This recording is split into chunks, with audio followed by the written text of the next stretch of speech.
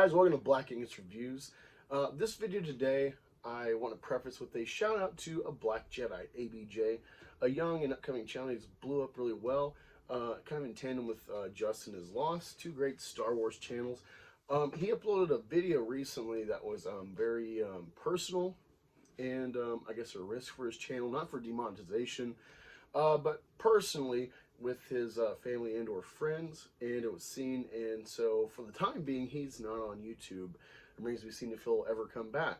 And he really laid it on the line with that video, and it's very relatable actually. I might talk about that at some point, but you've gotten crumbs of that in streams, but I just really appreciated that.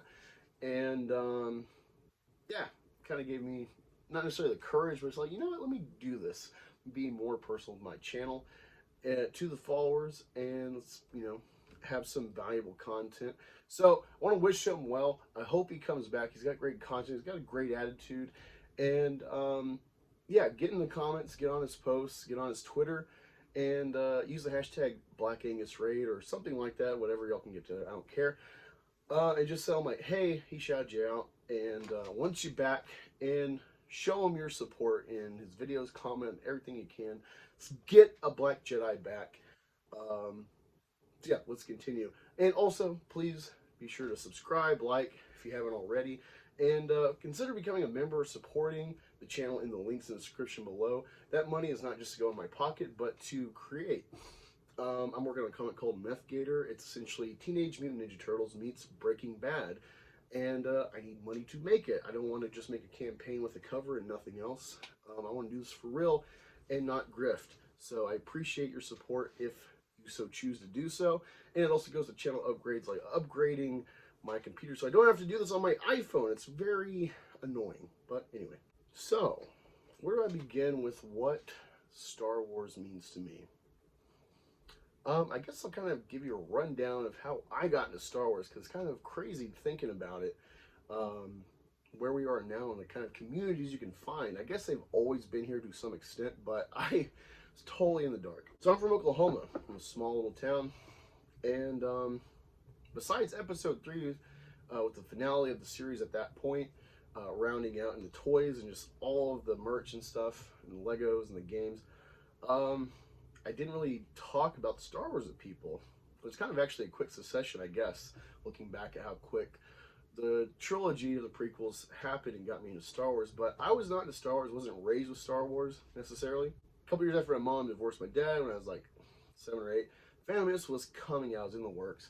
She had a boyfriend, and he had like a 12-year-old son that I kind of had fun with, but he was just way too old to play with a little kid like me. But one of the only movies they had was Titanic, yawn, and Star Wars trilogy. They were huge Star Wars fans. They were very excited for episode 1. I remember moments at night, like on Fridays or Saturdays, hanging out with the brother, or the boy of the guy, that we'd watch the original trilogy, but it never stuck. It was never that cool. The lightsabers are cool, but it was kind of a drag, and I can look back and I can see why, like in the 90s with Power Rangers and all these flashy shows and upgrading CGI, Star Wars is very dull. I mean, Return of the Jedi is very vibrant and beautiful, and of course it's got beautiful cinematography, but it doesn't really stand out to a child if he's not kind of raised in the right setting with parents like, hey, let's watch Star Wars, you know.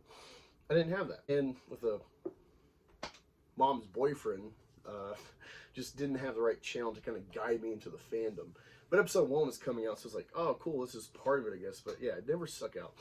And what's funny is we went to, I think, opening night at night, like 8 or 9 o'clock, to see Fandom Menace. I was so excited. I loved Darth Maul. As soon as I saw him, I couldn't wait for the fight. And at some point, probably 10 or 20 minutes before the fight, I passed out in the theater. And so it was like another half year or more till the VHS came out that I could finally see the fight of Darth Maul. And as a kid, Fandom Menace is beautiful and bright. It's got the CGI, but it is a boring film for a kid, especially when you're an adult. And look at all the dense detail of the plot with the taxation and stuff. It's not necessarily a kid's movie.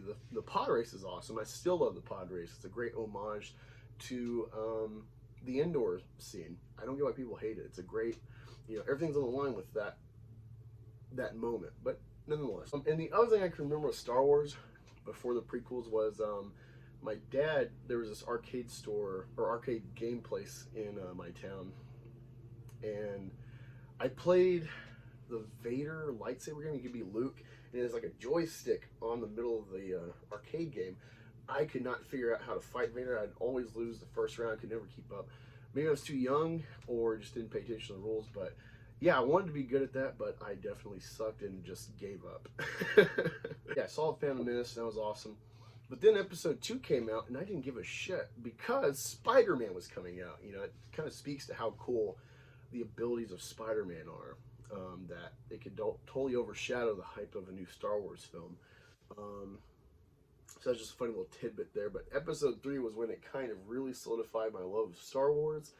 And because of that series and the behind the scenes, I got into the original trilogy and started appreciating it. Especially the older I got, I really appreciated it in Luke's journey after, of course, The Last Jedi and all the video essays that people have made on YouTube, which I'm very appreciative of to kind of expand my critical mind on a character.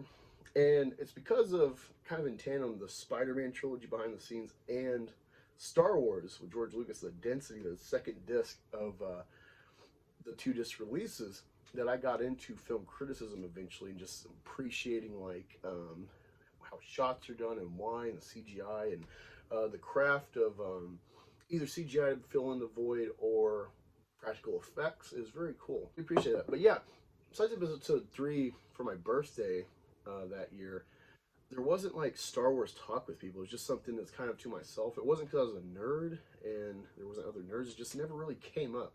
It wasn't a Star Wars community, and I at best had dial-up, and I wasn't on a computer much. It was still kind of a new thing. YouTube wasn't really kicking off yet, besides music videos maybe. So yeah, I just wasn't into any like group of Star Wars fans. It was just my own thing. And around 16, I got my first toy. I just like tacked on the wall and collected. Didn't know anything about collecting. Of course, with all the merch I have now of Star Wars, it's kind of crazy looking back that I just like organically started collecting because I knew I was too old to be playing with them. It was like, well, let me just keep it in the package. I'll enjoy looking at it versus throwing it in my toy box and forgetting about it. Yeah, the years go on, and eventually I meet my wife online and meet in person. I met her in Afghanistan, so we were kind of pen pals and talked on the phone when I was deployed. And we met, and her dad is a huge Yoda guy, and so he's like original trilogy, and I'm a big Darth Maul guy. I'm prequel, but Star Wars was a link for us and my wife, of course. And eventually, I'm my son, and we compromised on the name because she wanted very, to me, ridiculous names, and I, of course, being a guy, wanted ridiculous names. So we settled on Lucas for the creator, something we could agree on. And I'm very proud of that, and of giving him that namesake, kind of like people used to do with Saints or something before. Also sad because of where Star Wars has gone now. The intent of that name, where it's gone, is kind of like, but overall I still, you know, it's a positive for me. And I really appreciate growing my son. As he's aging, he's about 6 now, and he really loves Star Wars. I just got him a Jawa C-3PO statue from Gentle Giant, so I'm really excited about him seeing that when he gets home. But yeah, again, the main point is like I didn't have a community. It was just kind of my own thing, and I really appreciate Luke's, not Luke, but Anakin's story, because despite his intent of love and investing with someone, it just never worked out for him. It always, that resonated with me, that subtextual reality for Anakin. It stuck out, and I related to that. Of course, you know, it's tragedy, but I just love that he becomes Darth Vader, because I root for the bad guys. I love the bad guys. Got way more Imperial and Sith related stuff than any Jedi. I got maybe a Yoda or two. I just don't care about the good guys. They're not interesting. And they usually don't look as cool either, of course. But The Last Jedi, not being an original trilogy diehard, I'm a prequel kid. The sins against Luke and the saga overall, it didn't stick out with anger for me. It was just like, huh, that none of that worked. And like every storyline of The Force Awakens we were excited about and theorizing about, it didn't add up. It was a total letdown. But I had tickets for 2 days in a row because, of course, the tickets released after Monday Night Football, Eagles Giants, and of course, being an Eagles fan, my office is painted eagle green. It was like my two loves meeting, and of course, a lot of people are like, "Why are they showing Star Wars during football?" It's like, well, ABC, ESPN, Disney, it's all one big umbrella. It made a lot of sense. Yeah, so I saw it second day in a row, and it's still like, yep, that wasn't right. That sucked. Yoda with the lightning, like so many things. The letdown, the mimicry of Empire Strikes Back, but let's break the box of Star Wars, but then let's keep the box going because we can't sell movies without conflict. Just all that stuck out. And right before I actually found the bullshitters, they were the first spoiler video for The Last Jedi. For a reason, I just kept following them, even though I didn't know anything about like their camaraderie, their tropes with their streams. For a reason, I kept watching, being totally out of the loop, and then they had Richard Meyer and EVS on a stream for the first High Council attempt, and they kept EVS going, and they brought in Cecil, and it was just a lot of fun being in that, like, not the very start of the bullshitters, but kind of being at the epicenter of the Fandom Menace really forming. And it was cool because, before with Star Wars, I was just kind of alone in my fandom. And eventually started finding people to relate to with all of our just shock for different reasons, of course, with The Last Jedi and where Star Wars is going. Not really foreseeing how bad it would get and spill over from the fake news into real life news and opinion slants and, disavowing certain members of society because they're the wrong identity or they have their own politics, so their opinion matters not, despite the legitimacy of the argument.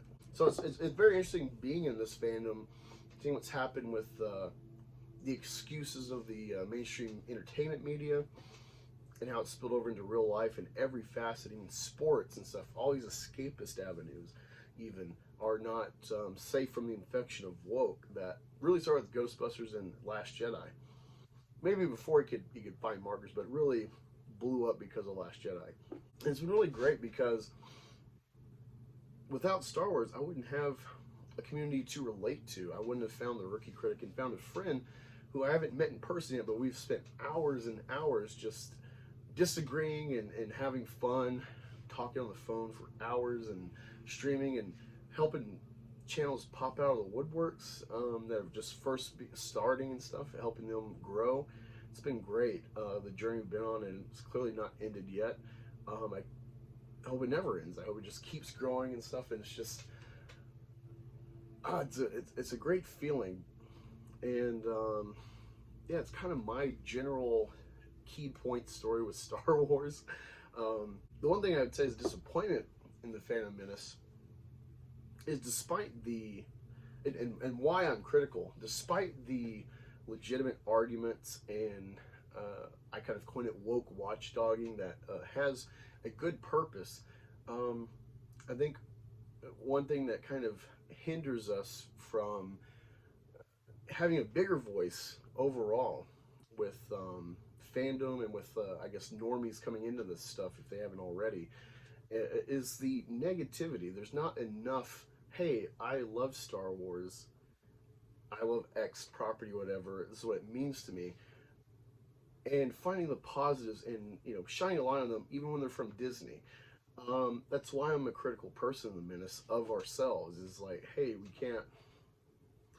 can't talk exclusively about all this negativity and only look to the past at the good things, and we can't like push for boycotts or neg on everything. We got to show the good stuff, and that's what I try to do. I never explicitly said this on the stream or in my content, but anything negative in the media with the things we love, I try to balance that with things I like, things that are coming out currently that are still good, or apolitical or political with a fair and balanced kind of perspective.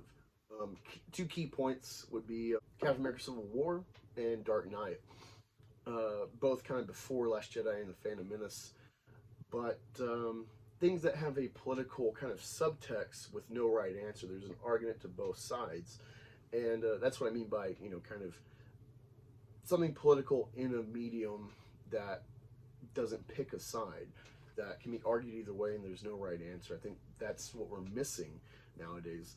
It's very easy to have Yahtzees or an imaginary faction that represents Yahtzees that everyone can be on board with, like, yeah, they're the bad guys. That's what the Empire is for.